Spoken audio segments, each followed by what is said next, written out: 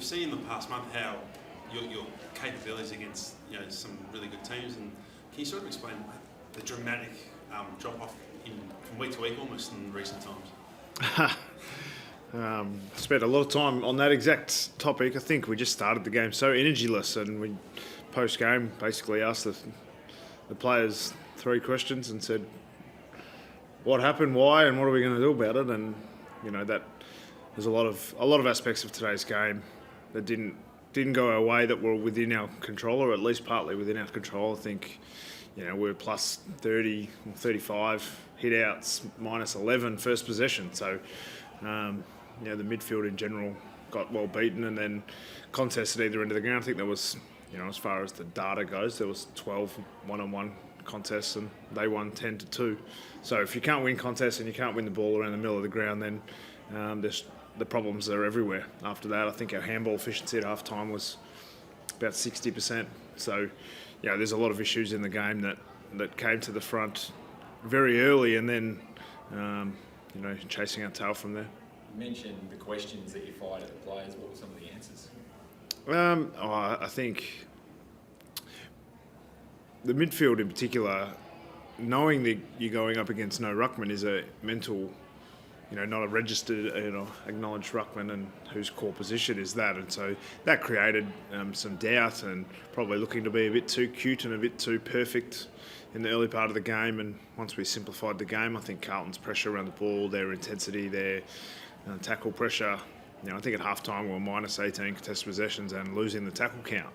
And that just sings out to intent, doesn't it? So you have to question that area and whether we were ready for the contest at the start of the game. So part of my responsibility is have them ready for the fight early. And even last week we got pretty well beaten, but we kicked the first 3 goals and we were up for the fight at the start of the game. Whereas I think we had the first couple of shots in this game, but we just didn't look like a team that was playing for its life. It sounds like it's the answer to the first 2 questions. What's the answer to the third question, do you think? What do you do about it? I think the third question was. Yeah, it was a really good discussion. Some pretty, home truths, and we have to get better in a lot of areas as a football team and football club. We knew setting out that this was the path that we'd be on, and there'd be some days like this. But I think we would have liked to have had less of them and less consistently, because there was only small aspects of today's game that were up to the standard that we would expect of the group with where it's at right now.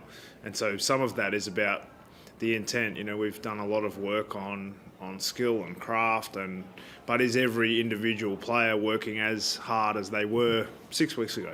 And no one can answer that except for the individual players. And we're very much in it together. Is our coaching at its highest level? Is our playing and preparation at our highest level? And can we perform closer to the top of our range of our talents at this point? Sometimes you get beaten by a better player on a better day, but too many of our contests today were not that. They were beaten by something else, and so that's our job to work towards improving that. Sam, do you have to make a big statement at the selection table this week, or do you sort of back the guys in to maybe turn around? Is there a balancing act there, or how do you sort of approach it? I'm not sure I've ever thought about making a big statement. I think every case is different. I mean, we've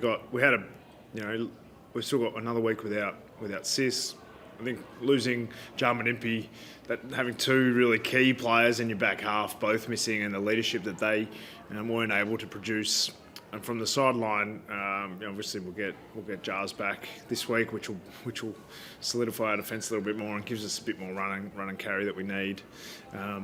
But what we do with the rest of the selection, I haven't got that far ahead, but I don't think we'll go in unchanged.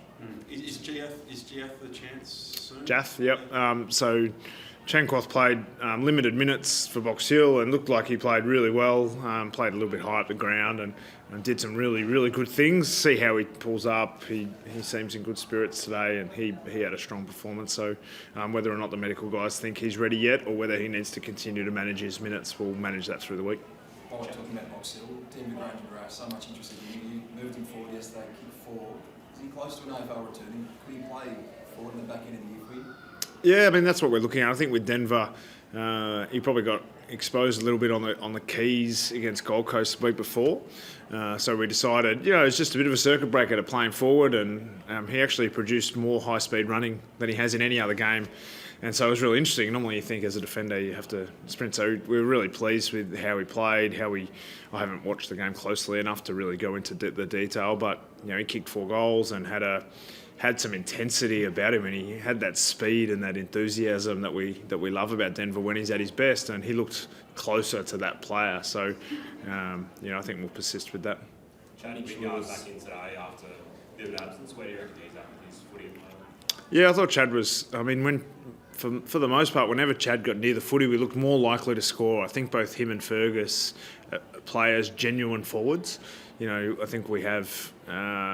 We've struggled to score for a period now, and some of our ball movement looks sharp, but we don't put the final product through the goals, and we couldn't score at all in the first half. And Fergus, to his credit, was able to get shots on goal. He just wasn't able to nail them. And I think when Chad gets involved in the play, we look much more likely to score. But his work rate looked really good today. He was able to get on the end of it a bit, and gives us a little bit of polish that we need in front of goal.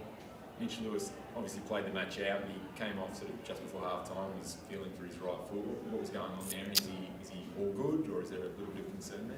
Oh, he rolled his ankle, had it restrapped. We were talking to the medical guys about the sub, and they said it's not something to consider for that. So I assume he'll be fine. But like all those things, the longer you play on it, the sorer they get the next day.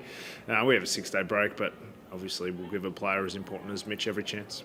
We haven't seen Josh Ward at this level for some time. How did you assess his return?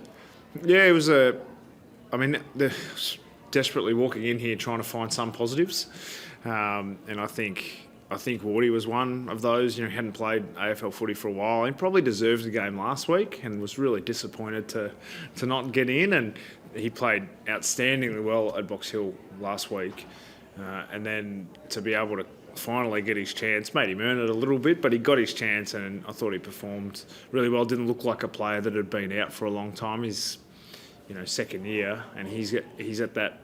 He just looks capable at the level. So, whether he plays wing or midfield or a forward coming up, I think his game understanding has grown enormously in this time off. So he's utilised being injured really well, and that's made him better as a player. And I think we'll see the best of his footy in the future, and that'll certainly, we hope it takes another step in this next 6 or 8 weeks. So your last 3 games without Sis, you've been smashed. Is it as simple as no Sis, no Hawks, or is there a leadership void without James in the team? How do you sort of see it? I don't. It's definitely not your first comment. I think no team and no system should rely on one player, despite there are important players out there. We spent a lot of the first half of the year without Mitch Lewis, which really meant we struggled in a different couple of areas. Without Sis, we weren't able to win critical contests and get good ball use off it in the back end that he's able to do. But I think when you mixed him with Jarman Impey, it did stretch us a bit. We were quite young in the back half. I think Harry Morrison actually played really well as a late in for Jars, and I think having both of those guys missing did cause us some structural troubles in the game, and Sis is not going to play every game forever, so we have to be able to perform without any individual player, and clearly he'll help us when he comes back. Thanks, guys.